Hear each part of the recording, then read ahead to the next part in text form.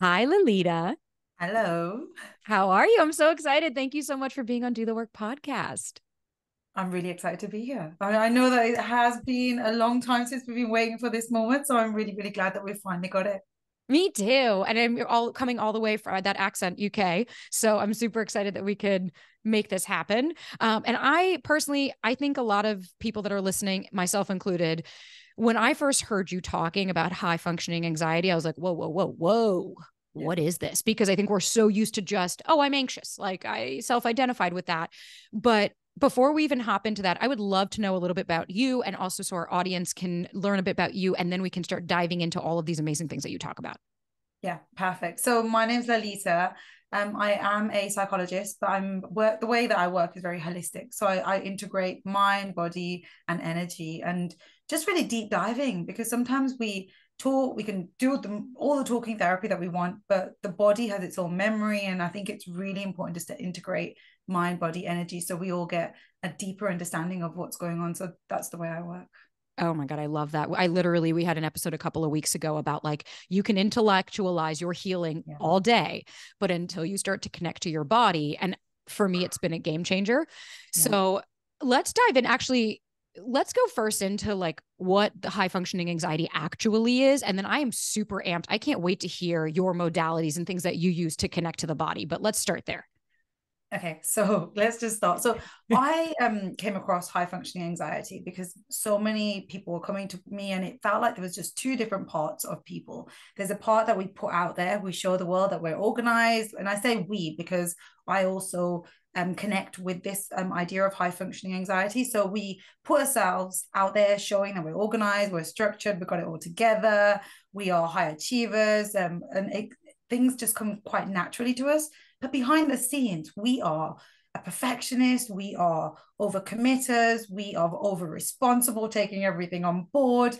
We might be feeling very highly empathetic with people, and just really struggling to try and fit everything together. So there's like these two different parts, and people don't really see the back. It's almost like where where you see the duck is like gliding in the water and you can just see, and it just looks so peaceful, and actually underneath it's like really just trying to make itself like move forward, but no one sees that. So instead we just see this beautiful peaceful gliding sort of like duck, but actually underneath there's a lot more going on. And that's how I sort of explain how high functioning anxiety shows up. It's that behind the scenes there's so much more going on, and we don't often show or share that part with other people. 100%. I could not relate more to that of people being like, how do you do it all? I'm like, oh, don't worry. There's anxiety that comes. Don't think that this is just like a boop, snap my fingers. Now, would you say, because I'm interested to hear the high functioning anxiety component versus, let's say, just like regular anxiety, does it Yeah. come out and manifest in different ways? Like, is it just in work or just in relationships? Or is this something, maybe, I guess, for anybody listening that's not understanding maybe the differentiation of the two? Yeah. So when we say anxiety, anxiety is the physical sensations that we feel. It's always comes up in different places. And we may notice that with anxiety, we may need further support. And even with high functioning anxiety, we do. So it's the same physical sensations that we feel with anxiety, as well as what we feel with high functioning anxiety. Often with anxiety, it can get to a point where it stops you from functioning day to day. Whereas with high functioning anxiety, you are functioning day to day, and the anxiety can fuel that part of you. So it comes from a place of fear of people are going to judge me. I'm not going to be good enough. I'm a failure. And that's where then the anxiety then drives you to get things done. Whereas on the other side, the anxiety side is that it really stops you from showing up day to day. I love that even anxiety needs two different sectors. Like it can't even just be one thing. But of course, like anxiety is like, no, no, no, I have two parts to me. Why wouldn't I? But I think it's interesting because I always knew I was anxious. Like, and I'm Yeah. sure maybe you can relate. It's like we're business owners and moving and grooving and shaking, especially living in New York. I was constantly dysregulated.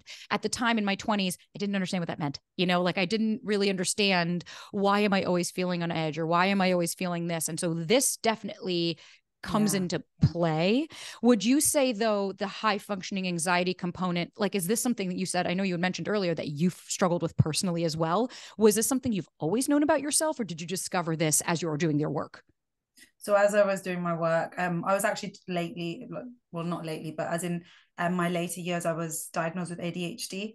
And ADHD is something that is very closely related to high functioning anxiety and how you show up. And I had no idea.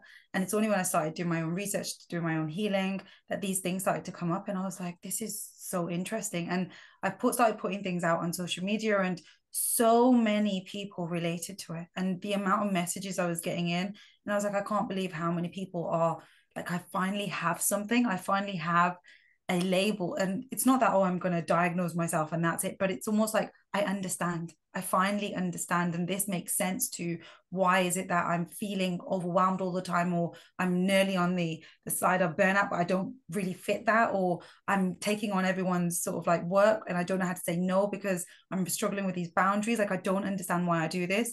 And it's like this idea of high functioning anxiety now makes sense. It's like, that makes sense. And then because now we understand that, it allows us to make sense of the patterns that show up, to then just empower us and allow us to then put in the right tools, or use the right tools to be able to then manage the symptoms that come up for high functioning anxiety.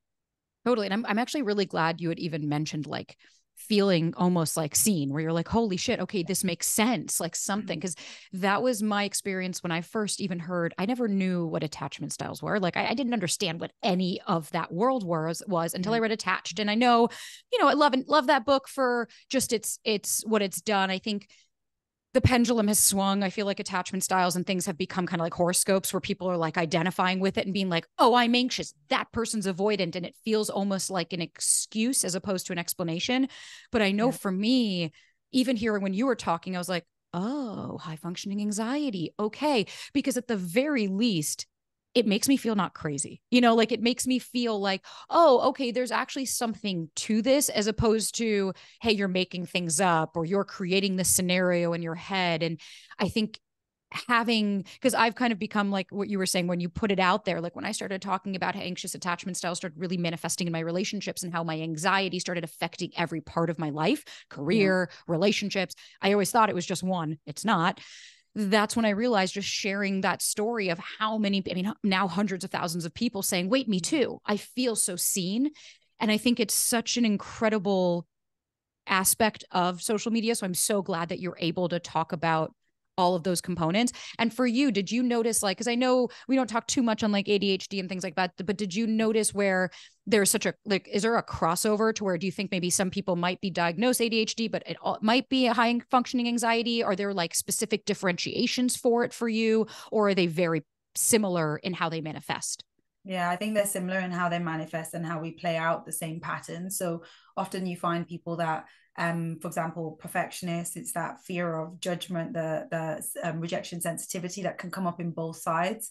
And it's the over responsible as well, but again, being someone who can struggle to say no, struggle to let people down. And again, when we look at high functioning anxiety and ADHD, both can also stem from a place of early trauma. So there's research that suggests that. So I think it's also understanding everyone's very different, and it's trying to work out how it shows up in your life and which one you relate to, or which one you feel you connect with, to then be able to help you understand. Because again, like you mentioned earlier, it's not about putting your hand up and saying, yep, that's why I'm like that, and that's it. It's like, no, let me understand now, and let me actually put in some strategies or some tools to really help me in this.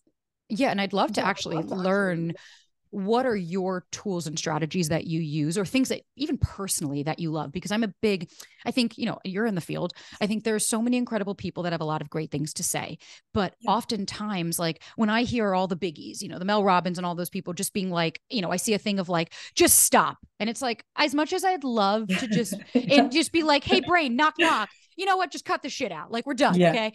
It doesn't work that way. And I feel like so often, so many people come to me and they're like, I don't have tools. Like, my therapist tells me, okay, well, this is the issue. And it's like, but how can we actually start to chip away at this? So I'd love to hear anything that you utilize that you have seen great success in. Yeah. And you know what? Just adding on to that, people come and they'll say to me, okay, I get it. I understand it. Know what the symptoms are. I know what the traits are. Like, now what? How is it that I now get from here to here? What do I need to do?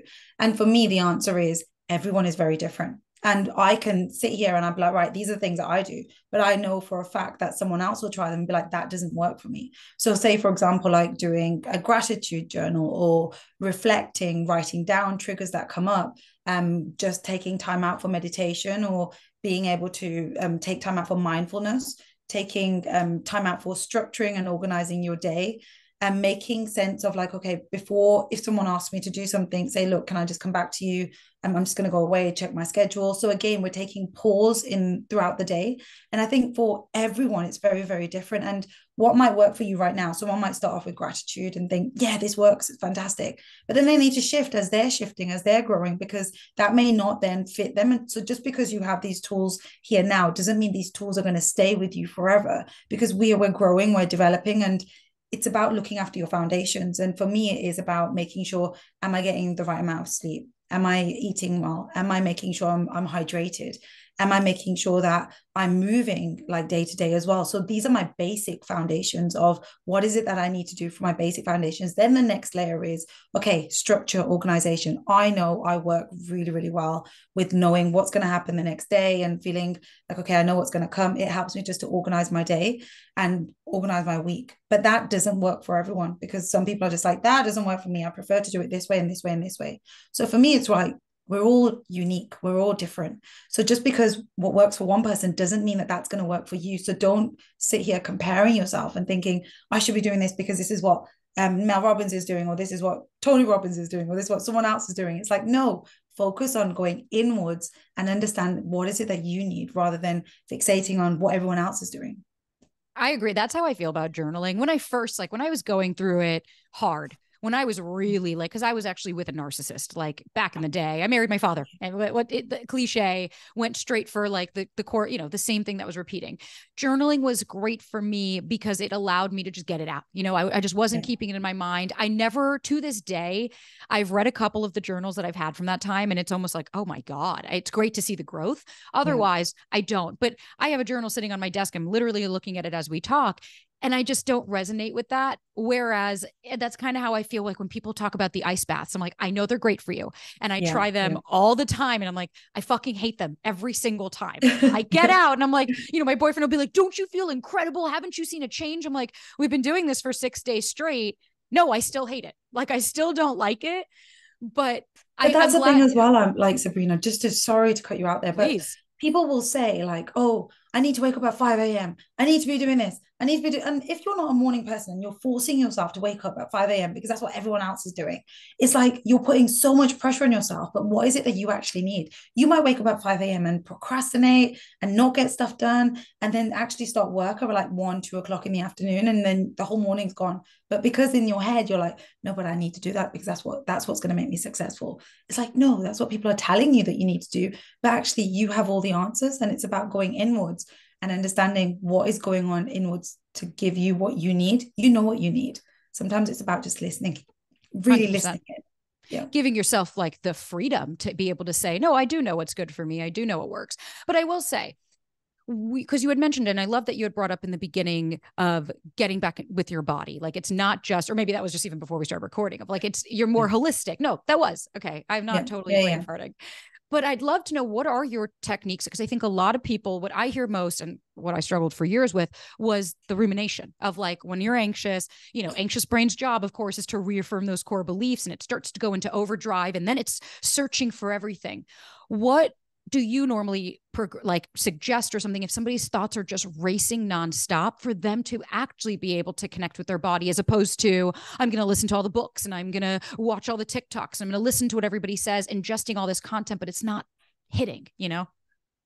I think in that moment when we are like ruminating, we're overthinking, and we're knowing that we're feeling very panicked, and our sort of body is going into that sort of survival mode. It's like being chased like by a lion. You're being chased by a lion, and in that moment, whilst you're being chased by a lion, you don't want to be there scrolling through TikTok thinking, what should I do right now? Your body is in survival. Your body's like, run for your life.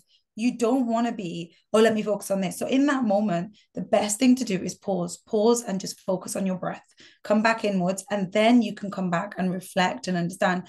But sometimes what can happen is you put so much pressure on yourself when you are feeling in like that anxiety, and it just becomes a loop that you're stuck in, a loop of, I need to get out of here. What's wrong with me? Why is it that this always happens to me? How am I going to get through this? why does this always happen to me? No one else is like this. And then we just get stuck. And we go deeper and deeper down this rabbit hole. And it's like, whoa, we need to just allow ourselves to just pause and then come back into this after we've allowed just the deep breathing.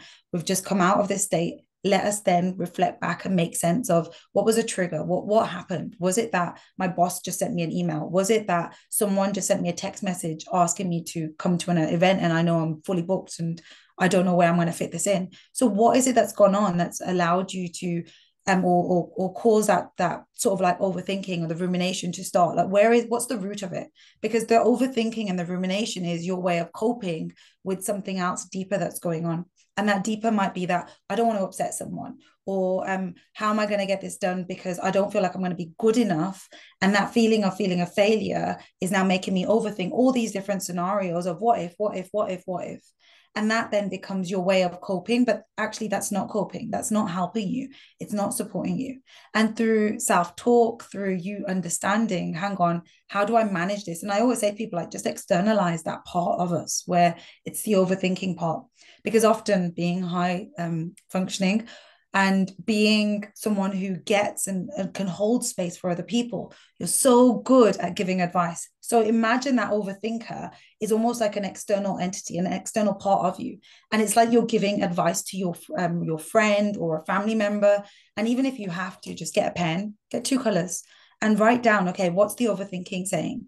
Now imagine that, I'm just going to imagine that that's like my friend just texting me. How am I going to respond back now to this? So that helps you then just to understand the 2 different parts of you to then be able to help you manage it rather than it all being muddled up in your mind. It's a really good tool to be able to just cope. And the more you do it, the easier it becomes in distinguishing between that's the overthinking now, that's the fear now that's coming out, and I'm understanding this. I actually really love that idea. That's a great, I love being able to have a differentiating factor, even like you said, with the colors, because I think it's true. It's like shame and blame. I'm always telling people, I'm like, you can't shame or blame yourself into healing. You can't force, you can't call yourself a moron. I'm like, because all I ever think about is like, there's a little kid in there. There's a little, 5-year-old Sabrina that is just this, she's doing this to protect me. This is things that she was taught as a child to protect and to survive in a very different scenario. And like you said, the tiger, it's like, but this isn't a real tiger. I'm like, you're not dating your mom or dad. You're not working for your mom or dad. So those coping mechanisms, I heard a quote the other day, the coping mechanisms you created in childhood are ultimately the challenges you'll face in adulthood. And a lot, I feel like, especially with high functioning, of just like, at least in my family, it was very much the like, just stop crying. Come on, be strong. Like I have immigrant parents and they're very, they've gone through a ton of their own stuff. And I get that. And it was always very much of one parent not being able to hold space and saying like, come on, just move on, just get over it. You're tough. You'll be fine. So then that's that. And then, but then I had a very anxious parent. So it's like, okay, well, I'm super anxious, but then you have the blame and the shame and everything starts to kind of culminate. And I think the blame and shame is really what I see anytime I'm really talking to people more and more and more. And maybe if you've heard this as well. And it's the one aspect where I'm like, as a child, when somebody shamed you, it wasn't because they were trying to make you necessarily feel bad. I think back in the day, they said shame was used to bring the people back into the tribe, to let them know that what they were doing wasn't part of what people were doing. Nowadays, though, I think, what would your suggestion be? Is it the same suggestion if somebody is just stuck in the blame loop of just shaming themselves and blaming themselves? Do you think that technique of being able to kind of differentiate the text would be something that would be useful for that?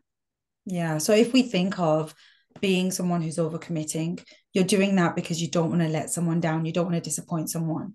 If you are someone who's a perfectionist, again, you want to show people that, look, I'm capable, I can get things done. And you want to show people that you're like, not to judge you in some ways, because look, you're doing everything right. So in some ways, it's like, even being a high functioning or presenting with high functioning anxiety, underlyingly, the thing that you lack is self-compassion, is self-love.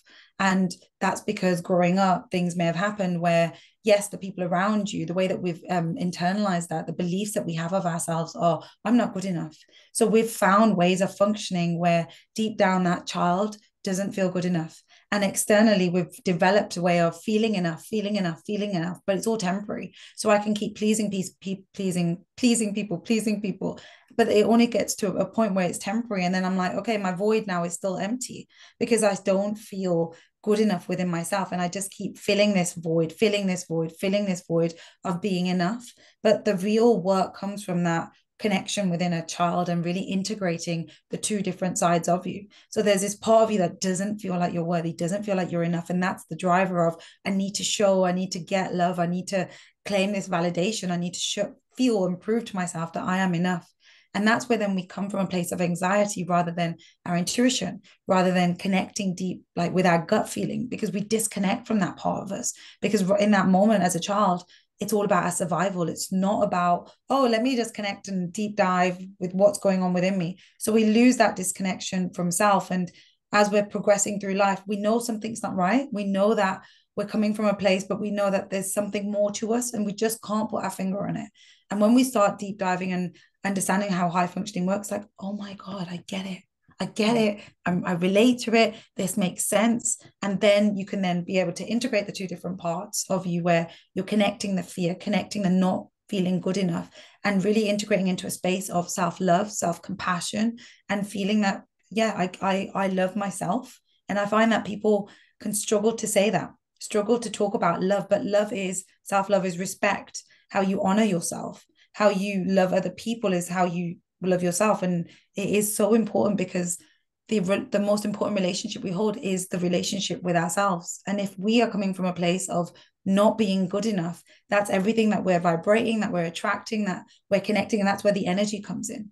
So when we're healing, we also then heal the vibration, and that then changes everything around us. It's a beautiful journey to go in, or to go down. It was the best. I mean, I'm forever grateful for my ex. I will to this day, because that broke me down. I wasn't broken, but it broke me down to then rebuild myself. And inner child work for me, because like I'll get a lot of people and like, I had a perfect childhood. Everything was great. And I'm like, okay, the reason I bring up inner child work, we're not villainizing your parents. I'm like, nobody is saying that they were bad people. Like I don't even. No, I'm like, I don't even think my parents were bad. They had their own shit. But what I'm trying to understand is, where did I learn this from? Where did I pick up these core beliefs and internalize it? Because I know egocentric age, of course, it's like you look at your parents when you're 5, you can't intellectualize and understand what's going on. So it becomes about you. And I think for me, like I will scream it from the rooftops. Inner child work is how I was able to reconnect with myself. And I think everybody has different tools. Like me, meditation with my inner child has been literally game changing, even if 20 minutes and I just put it on and I have her in a space and I'm able to go back to the memories, take her out of it, bring her to a safer space, like where my dog is. And, you know, that's kind of to me embodies it's literally, I literally had this the other day where I got triggered and I do my process. My first thing, like you said, I regulate. So I was like, okay, let me, punch the air, because it was these trolls that were saying things. And I'm like, okay, what can I do to kind of bring myself back to now? It's the internet. And then I went into, okay, what was the trigger? Saw that comment. I'm like, okay, I'm going to sit with my body for a couple of minutes. I started to see where those feelings were. Then when I started to understand the narrative, what's coming up for me, and I was like, failure, fear of failure, imposter syndrome, all of that. And I was like, okay, that's coming from a 10-year-old. That's coming from that me. And I was like, okay, what does she need to hear right now? How can I support her? Because yes, while I fought the trolls, that's one way of protecting her. But if I turn my back to her, I'm still abandoning her. And I was like, so I have to look at her and say, even if it doesn't work, even if those people are right, I still choose you. I still love you and I am not going anywhere.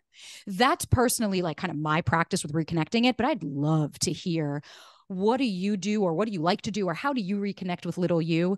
Another way I do is I go to the Barbie aisle. Barbie's movie, that was great for me, but it was a huge part of my life. So like, I'll just go and just stand in the aisle and just look around and I'm like, yeah, I see you. But I'd love to hear like what that journey looked like for you, because I think everyone's just so beautiful. It's one of my favorite things to hear. Yeah, no, definitely. And again, it's inner child work is so beautiful. I remember having one therapy session, and part of my therapy was like, oh, I had to go because of my course, and I was like, I don't need to go, there's nothing wrong, like come on, there's nothing that's happened, I had a really good childhood, I had everything. And then you go, then you're like, okay, all these things come up and you're just like, right, I get it. And I remember once she asked me to draw out my inner child, and I was there drawing out my inner child, and I drew it out and I showed it her, and she was like, where are the feet? And I was like, oh, Oh, wow. And I was like, this for me was really powerful because in that moment, I was like, my inner child isn't grounded. My inner Yeah. child doesn't have the groundedness or the right tools to be able to ground herself. So that became a real eye-opening sort of experience for me, where it just started to, where I fell in love with inner child work. I was like, this is so beautiful, because now I'm realizing that when I'm connecting back with my inner child, it's, yes, it's an external part of me, but it's the love that I didn't get. It's the love that I perhaps needed. And it's not saying that my parents didn't do a good job, because they were fantastic in their own way, but the way, or my needs, my emotional needs, they weren't met in the way that I needed them to. And rather than me still being in this space trying to crave it from the external world, that's when I started to delve deeper into, to try and make sense of, what is it that I needed, and how does that still portray out in my patterns of behavior right now in life. And I suppose, like, just like yourself, like when I feel things, because people often think, oh, you're a psychologist, you're a therapist, you should have everything together. And it's like, I'm human, and Exactly. I will Thank you. still have days. Yeah, exactly. I'm still human. And there's days where things come up for me, but I have the toolbox to be able to come back into that and be like, right, what just happened there? I noticed that this had gone on for me. And what's gone on for me? What's happened? Why did I feel this? Notice it in my body, very similarly to what you do, and really relate it back, going back, where did I feel this in the past? And where is it stemming from? What belief is it that's being triggered? So if I'm around certain people, I may notice that I might be feeling like I'm not good enough. I might be feeling this, like, oh, I better not speak here. But why? Where is this coming from? And if we can really deep dive and go deeper and deeper into this, it gives us insight. So then moving forward, then I now have insight into not letting that fear overpower me and shut me down, because that's an old pattern. So by me understanding that, I'm just like, right, okay, come on. And again, holding my inner child, holding that, whichever, wherever it has happened in the past, holding her and saying, I've got you, come on, we're going to do this together. And almost like re-nurturing and reparenting that child that didn't have the love or the connection that once I craved. And I'm like, right, I'm not letting you go. We're doing this together. Everything that we're doing together. And I think it's such a beautiful journey when you really do integrate with that inner child and take her through life with you, not feeling scared, not feeling that other people have, or just passing your power over. It's like, no, I'm number three. Like, there's a 1, 2, 3 that I tend to use in my therapy process, and with myself. And that's where I just said number three. So number three is like my grounding, my adult self. And then I have my number one, which was my younger self who needed the love.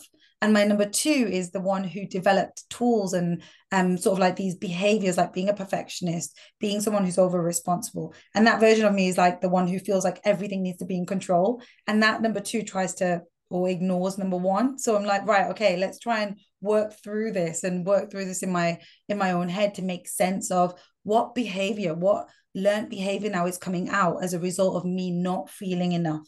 And then by undoing all of that, we then redo into a new space and trying to create new patterns. And it's, like I said, it's a beautiful journey. It really is. I think neuroplasticity is one of the coolest things. The fact that we literally can rewire our brain. I am the poster child of it. Like, people always look at me now and they're like, but you have this great relationship and you have all this and all this. And oh my God, and you're vulnerable and you can talk. And I'm like, you would not have recognized me 6 years ago. I was not even a version of this, but that goes to show that it's like, I don't like to self-identify. I used to be like, well, I'm just anxious. And I remember my boyfriend looked at me and he was like, if you continue with that thought process, he was like, you're not allowing yourself, because he studied psychology. He did the same thing as you. He was like, I had to go to therapy. And he was like, and then I realized, fuck, I have issues. But he always will call me out on that. And he's like, you want to self-identify because it just makes you feel safer to say, well, but I'm anxious. And he was like, but if you actually want to make changes, he's like, that your brain doesn't have to hold on to all of those thoughts. Just like it was taught that, we can teach it new things. And I think I like the way that you've also kind of segmented the inner child, because I always like to, because a lot of the people that listen in on the podcast, dating is a very big, because I'll get people ask me all the time, like, I'm great in every area of my life, but for some reason when I date, it comes out. And it's like, well, yeah, because that's the closest relationship that's going to mimic your caregivers. You're with somebody consistently, as opposed to friendships or work. And I always like to say, okay, you've been so disconnected. You abandoned little you, just like everybody else growing up. So now we're going to have to reestablish that relationship, because I know my little inner me, for about 5 or 6 meditations, when I'd go back, she didn't want to talk to me. She did not want to talk to me. And then I finally went back and I was like, I kept saying, I'm not leaving you. And she turned and she said, you left me. And I was like, oh my God, You don't trust Wow. me. Wow. Yeah. And Yeah. so I had to rebuild her trust. And now, then when I dated, after I started to do that, I always imagined she was next to me. So when I was about to self abandon and go, oh, you're right. It's okay. I don't want a relationship. It's fine. Like we could totally just do casual. I am like the cool girl, right? I don't have any needs. I would literally stop and be like, oh, that's actually, no, I can't leave her. Like I can't leave her behind, because if I do that, I'm sacrificing my wants, needs, and desires for what somebody else wants that doesn't align. And it's okay Yeah. for it not to align, but fuck if I will be leaving her behind again. Yeah. Yeah. How powerful is that? Like, how powerful is that that you're realizing and you can see that your younger self versus where you are right now, and how easy it is to fall into that rabbit hole and that same pattern of, okay, you go away now. Like, I've got this new thing going on and you're getting in the way. And it's like, no, she's not too much. She's not getting in the way. It's like, come here, let's do this together. And it's like, that's where then change happens and you show up as being your authentic self and being able to say, hi, hang on a minute, if you're after like a situationship, if you're after something that's not a relationship, that's not really for me right now. And being able to articulate that rather than falling into, oh, this person wants this, I better give them this because otherwise I might lose them, or they might reject me, or they might think I'm not good enough, so let me make myself good enough. And it's like, no, no, no, no, no, no, let's be true to ourselves. And to be true to ourselves, we need to connect with that inner child. If it were only as easy as, oh, let me just change myself and it'll work. It's like, well, then all of us would be like molding and moving. And I even kind of, I've embodied that thought process even in life, where I'm like, people will always come out, oh, you need to talk slower. Ew, stop cursing. And I'm like, I don't change who I am to make you feel more comfortable. I stay true to myself, because if otherwise, then like you said, that becomes a pattern. Then it's, oh, okay, let me do what this person and this person and this person. I grew up with a people pleasing mother, so I'm very familiar with that. And it's just not, first of all, it's not sustainable. And second of all, it will always it will always leave you feeling like you're not fulfilled, because it's like, if Yeah. you're not filling your own cup, I always used to say, like, I always thought somebody needed to come save me.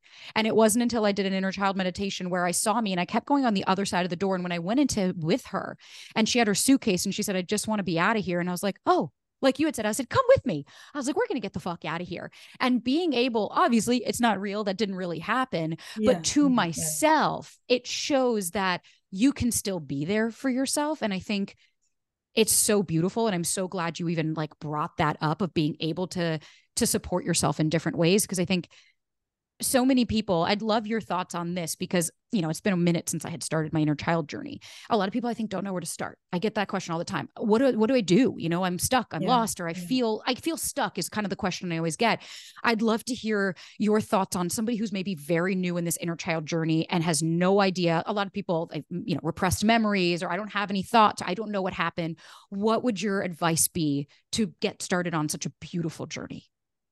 I honestly feel like it's so important to have a safe space to be able to do it, because sometimes there's so much information out there, and you could go into different Instagram accounts, you can go into YouTube now, you can like do all this stuff, and it's like, right, I'm going to do this course, I'm going to do this, I'm going to do this. But actually, when you get a space where it's personalized to you, that's where like real change happens. That's where real, because it's personalized to you. So if you're working one-to-one with a professional who understands and can hold space for you, because I remember going to one therapist and I went in there, and the first therapist that I went to, they kept looking at the clock was behind them, and they kept looking. So for me, that was like, I already went in there thinking I wasn't good enough. I already went in there with these subconscious beliefs of how I felt about myself. So the fact that this person kept looking at the clock, they were just looking because for them the clock was above and they just were making sure that we were on schedule. But for me, I was like, oh, okay, I better not speak, I better not. So I think there needs to be something about it being a safe space, and for someone be able to be able to hold that space for you.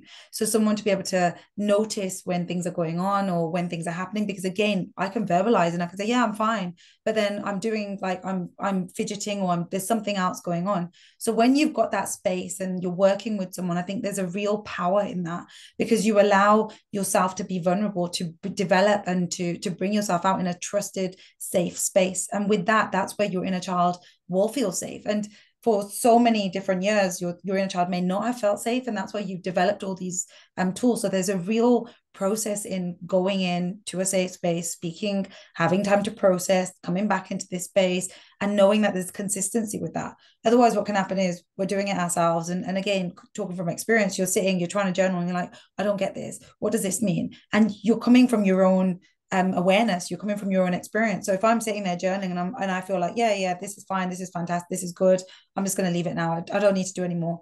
I'm going to stop. But because I don't have that accountability or that other person mirroring and showing me the mirror, I don't get to see my patterns. So I think it is important to work with someone, and someone that you feel comfortable, you feel safe with. And even if initially you don't feel safe, I think it's important to express your needs and express what's going on for you, so that other person then can help you meet, because it doesn't happen straight away where your inner child will come out. Like you said, for yourself, it was the fifth meditation. For myself, I know that it took me, that I wasn't comfortable with that therapist. I went to another therapist, and that's where then I found my voice, and I was like, oh my God, this is amazing.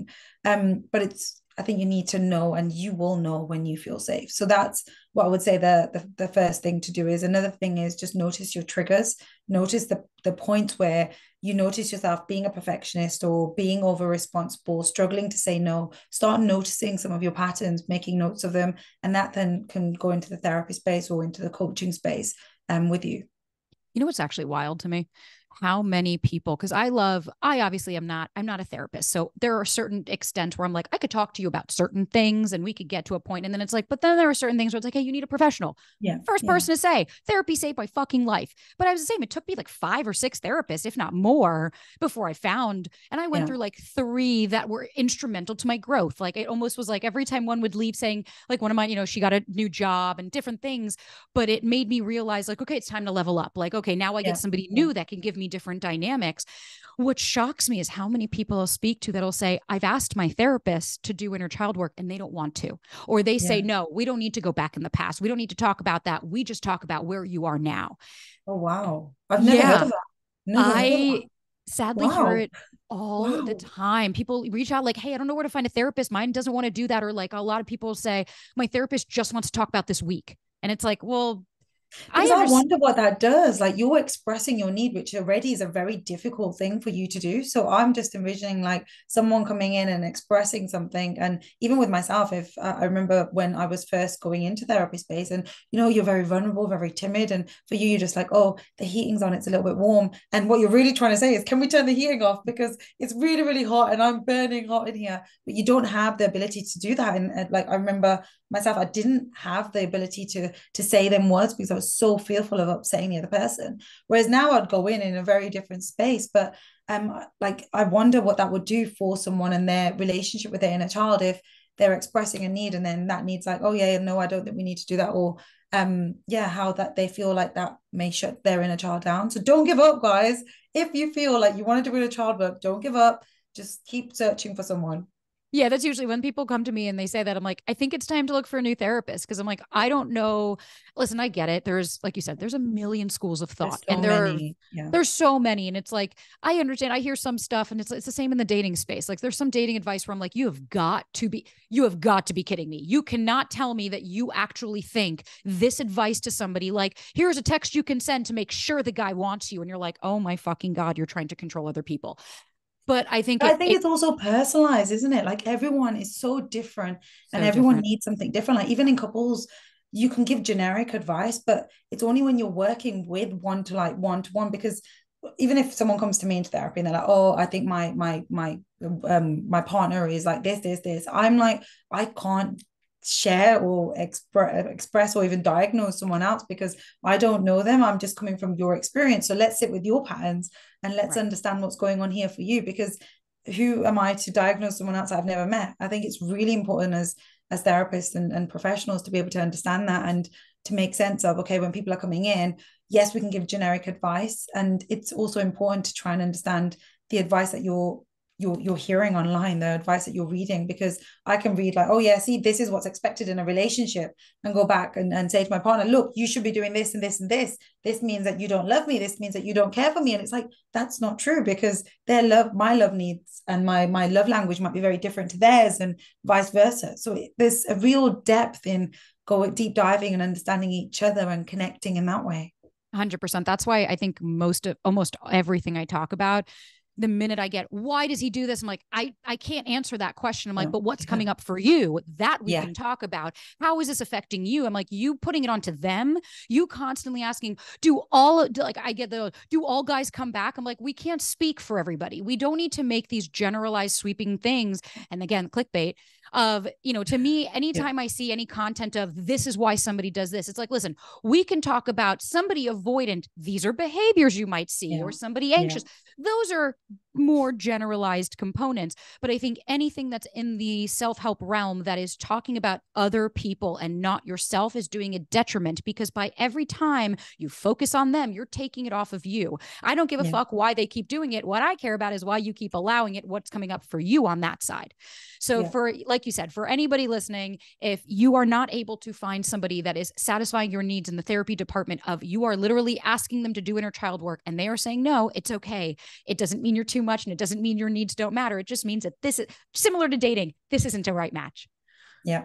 And that's okay. Like, even with both of us, it's like we went through different therapists to find the right fit. And that's not saying that they're not good enough. It's not saying that you're not good enough. It's just that that doesn't connect in the way that you need. And that is okay. And it's okay sharing that with the therapist and saying, look, I don't really feel this works. And then finding someone else that you do. And initially, when you are finding a professional, have a few discovery calls with different people just to understand and work out, ask a few questions of how they work and what you're looking for in that space as well. So you're just getting an idea of how they work, and you're understanding that there's different ways of working as well. 100%. Anytime I start with a therapist, the first thing I'll say to them, I'm like, I don't want a yes man.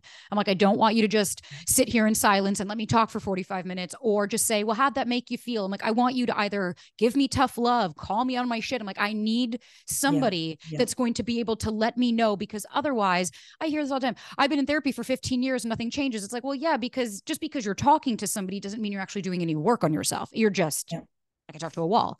So, and let me, before we kind of end, I'd love to know, you're writing a book. Can you give us a little sneak peek so that people, I know it doesn't come out for a minute, but I'd love to just know your journey with the book so that we can be ready for when it comes out. So this book has been like on my radar for about 7 years now. And it really has been on my own journey of healing. So it's full of like psychology, sort of theories, understanding high functioning anxiety, understanding the history behind it, understanding the two different sides of us, and understanding how the two sides are formed. But most importantly, the tools of how do I now manage this high functioning anxiety moving forward. So it'd be a great starting point for anyone who is really struggling with their high functioning anxiety or feels like they can relate, because it just opens the door for you into that space and takes you through a journey of healing and going through like the tools and making sense of, just giving you a peace of mind of like, I get this now. I get it. And it makes sense to me. So I'm really excited. Yeah. And you said this doesn't come out till next year though? Yeah, it's not coming out till next year.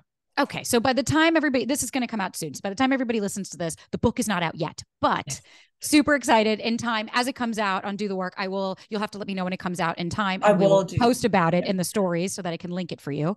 But Lalitaa, thank you so much for sitting with me and sharing stories about yourself and being vulnerable with me and answering so many questions. It was an awesome conversation and I learned so much. I'm so appreciative of you being on the podcast.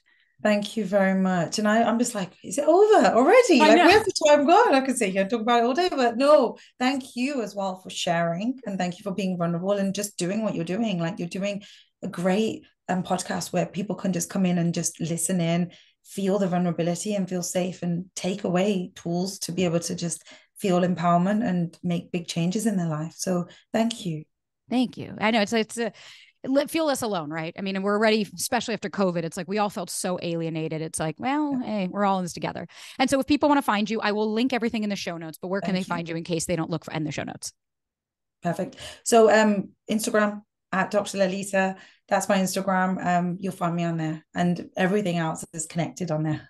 Perfect. And like I said, it'll be linked in the show notes. If you want to follow Dr. Lalitaa, if you want to follow her so you can be ready for the book, everything will be in there. And thank you again so much. I'm so stoked for this episode to come out. Thank you. And take care. Bye-bye. Too.